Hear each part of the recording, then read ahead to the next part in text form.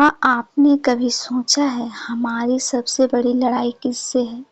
दुनिया से, परिस्थितियों से या लोगों से? नहीं, हमारी सबसे बड़ी लड़ाई अपने ही मन से है। श्री कृष्ण कहते हैं, मनुष्य का मन ही उसका मित्र है और मन ही उसका शत्रु।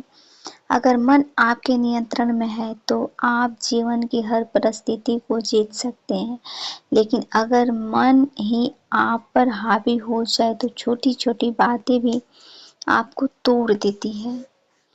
थोड़ा सोचिए, जब आप गुस्से में होते हैं तो क्या आप सही निर्णय ले पाते हैं? जब आप डर में होते हैं तो क्या आप आगे बढ़ पाते हैं? यही कारण है कि मन को नियंत्रित करना ही सबसे बड़ी विजय है।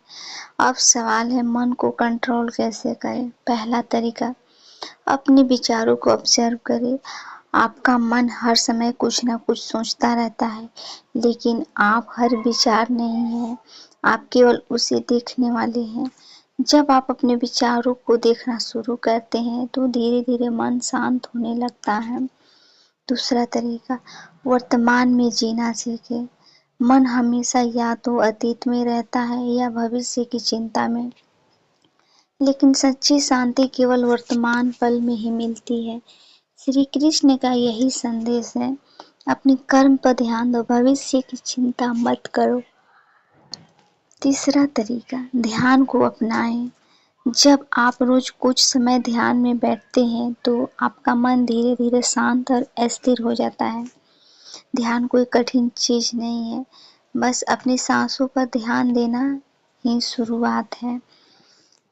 याद रखिए, जीवन में असली जीत दूसरों को हराने में नहीं है, असली जीत अपने मन को जीतना। जब आप अपने गुस्से, डर और नकारात्मक सोच पर काबू पा लेते हैं तो कोई भी परिस्थिति आपको हरा नहीं सकती। अंत में बस इतना ही, अगर आप सच में जीवन में सफल और शांत रहना चाहते हैं तो बाहर की दुनिया को नहीं, पहले अपने मन को बदलें, क्योंकि जिसने अपने मन को जीत लिया उसने पूरी दुनिया जीत ली।